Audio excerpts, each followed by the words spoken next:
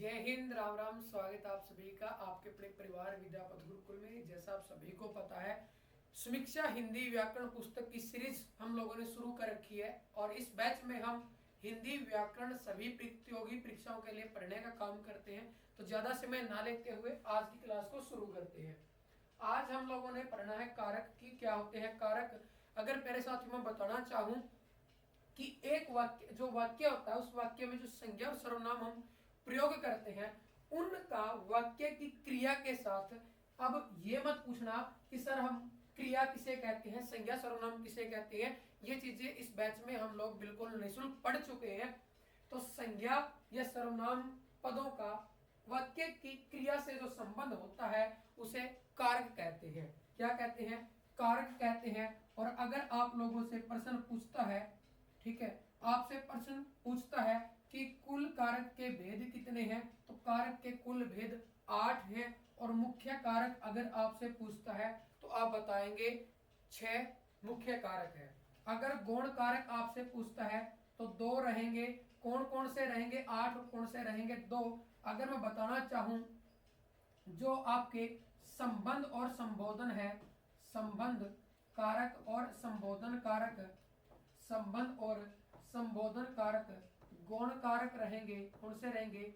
गौण कारक रहेंगे। और 6 अगर मुख्य की बात की जाए तो संबंध और संबोधन को छोड़कर जो बाकी 6 बचते हैं वो मुख्य कारक रहेंगे। अब बात करते हैं कर्ता कारक किसे कहते हैं, कर्म किसे कहते हैं। एक ही वाक्य से आपके सारे कारक समझ आ जाएंगे।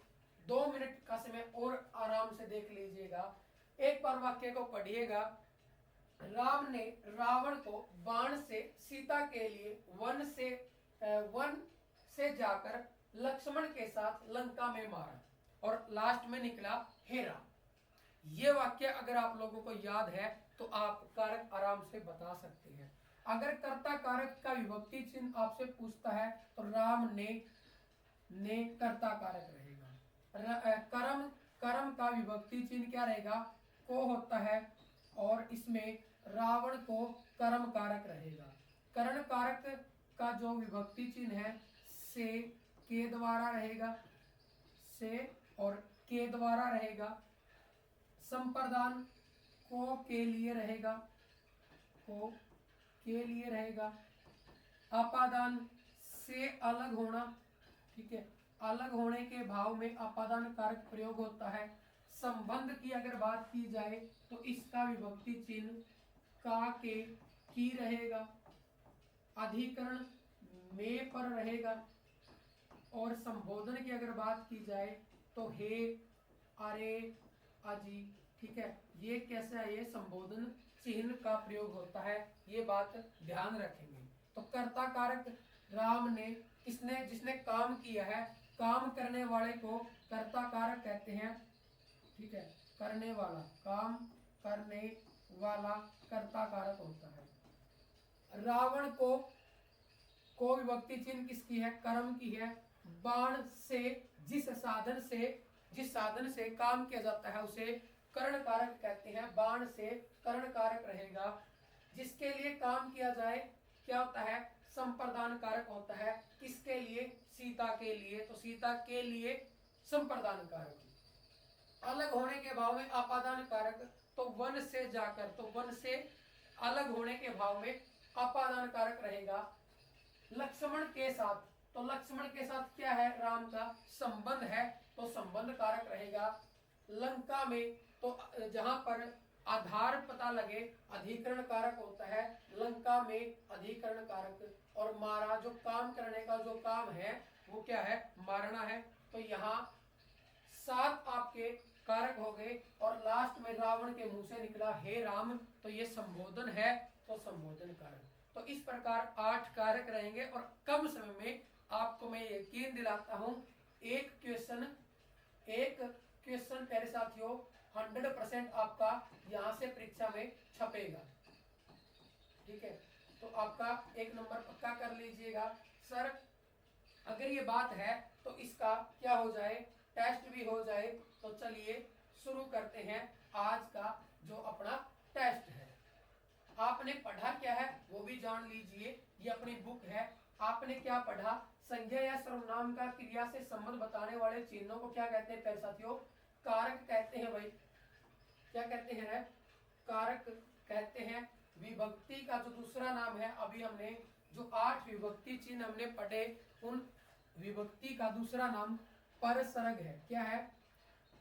परसर्ग। और परसर्ग का विलोम शब्द अगर आपसे पूछता है तो वो उपसर्ग रहेगा। पर का मतलब होता है पीछे और सर्ग का अर्थ होता है जुड़ना, तो पीछे जुड़ने वालों को क्या कहते हैं? परसर्ग। और आगे जुड़ने वाले को क्या कहते हैं? उपसर्ग कहते हैं। ये बात भी क्या रखेंगे? ध्यान रखेंगे। कारक के 8 भेद हैं कुल, और हमने पढ़ा विभक्ति से बने शब्द रूप को क्या कहते हैं? विभक्त्यंत कहते हैं। देने के भाव में संप्रदान कारक का प्रयोग होता है, और देने के भाव में भी ऐसी कोई वस्तु जिसको आप वापस नहीं लेते, उसमें कौन सा कारक? संप्रदान कारक। जैसे दान देने के भाव में, दान देने के भाव में संप्रदान कारक प्रयोग होता है। संप्रदान कारक प्रयोग होता है, ये भी ध्यान रखेंगे। अधिकरण कारक क्रिया के आधार का बोध कराता है। संबंध और संबोधन गुण कारक है, ये बात भी हमने पढ़ ली। ठीक है। आपादान कारक अलगता का बोध कराता है, ये बात भी हम पढ़ चुके हैं। अगर आपसे प्रश्न पूछता है संज्ञा या सर्वनाम को क्रिया से सीधा संबंध कौन से चिन्ह बताते हैं, तो अभी हम पढ़ के आए हैं वो कारक है। क्रिया की विशेषता क्रिया विशेषण बताते हैं। ठीक है। वाच्य बताते हैं कि वाक्य में कर्म की प्रधानता है, कर्ता की प्रधानता है या भाव की प्रधानता है। विशेषण विशेषता बताने का काम करते हैं। कारक के कुल भेद अगर आपसे पूछता है तो कारक के कुल भेद 8 रहेंगे। मुख्य कारक 6 रहेंगे, और गौण कारक अगर आपसे पूछता है तो 2 रहेंगे। ठीक है भाई। गौण कारक कितने? 2 अभी हम पढ़ के आए हैं। कौन कौन से? संबंध और संबोधन। प्रश्न पूछा है निम्न में से गौण कारक कौन सा है, तो संबंध और संबोधन गौण कारक है। 5वां प्रश्न आपके सामने, जिस साधन से क्रिया की जाती है, जिस साधन का हम प्रयोग करते हैं, तो उसको क्या कहते हैं? एक ही वाक्य से हमने क्लियर करने की कोशिश करी। बाण से जिस साधन से प्रयोग करते हैं, कौन सा? अपादान है, अधिकरण है, तो कर्ण कारक रहेगा। अधिकरण आधार बताता है, अपादान अलग होने के भाव में कर्म जो काम किया जाता है। देने के भाव में संप्रदान कारक प्रयोग होता है, अलग होने के भाव में अपादान कारक प्रयोग होता है। संबंध कारक विभक्ति चिन्ह पूछा है, का, के, की, रारेली। गरीबों को भोजन दो, कौन सा कारक? अभी पढ़ के हैं। देने के भाव में संप्रदान कारक। अब ये तो नहीं कि गरीब को भोजन देकर वापस ले लोगे, नहीं ले सकते। और ऐसी कोई वस्तु जिसको आप वापस नहीं लेते देकर, तो उसमें संप्रदान कारक प्रयोग होता है।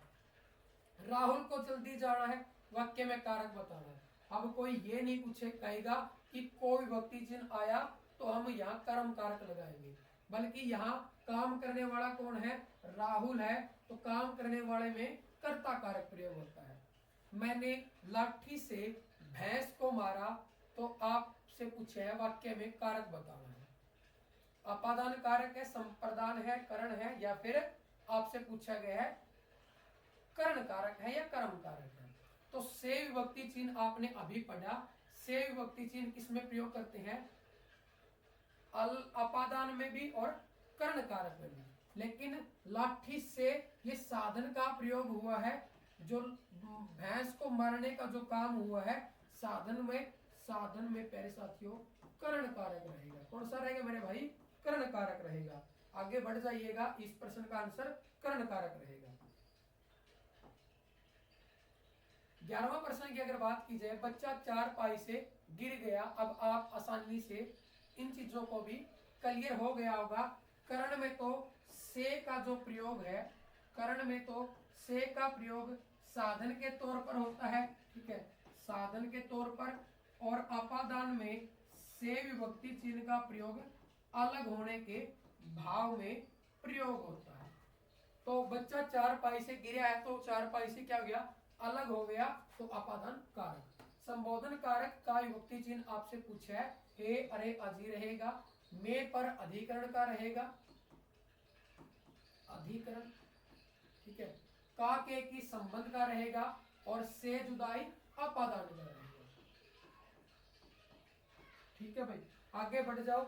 हिंदी में विभक्तियों की प्रवृत्ति आपसे पूछी है, तो हिंदी में दो प्रकार की प्रवृत्ति होती है, किसकी? विभक्तियों की। अगर आपसे पूछता है विभक्ति से बने शब्द रूप को क्या कहा जाता है, तो उसको विभक्त्यंत कहा जाता है। ठीक है, तो आज का मोटिवेशनल थॉट आपके सामने है। कुछ इंसल्ट्स ऐसी होती हैं जो दिमाग में छप जाती है और उन्हीं से इतिहास छपते हैं। तो मेहनत करते रहिएगा, वो दिन ज्यादा दूर नहीं होगा जब आपकी मेहनत रंग लेकर आएगी। ज्यादा टाइम पास के लिए अपने पास क्या है, समय नहीं है, तो कम समय में बेहतरीन पाठ्य सामग्री अगर आप लोग पढ़ना चाहते हो, प्ले स्टोर से अपनी विद्यापथ गुरुकुल को एप्लीकेशन को इंस्टॉल कर लीजिएगा, और ये बुक की पीडीएफ बिल्कुल निःशुल्क आप लोगों को उपलब्ध करवा दी है। हिंदी में विभक्तियों की प्रवृत्तियां दो है, विशिष्ट और संशिष्ट। तो ये कारक का चैप्टर था, कम समय में कर लिया। जय हिंद, राम।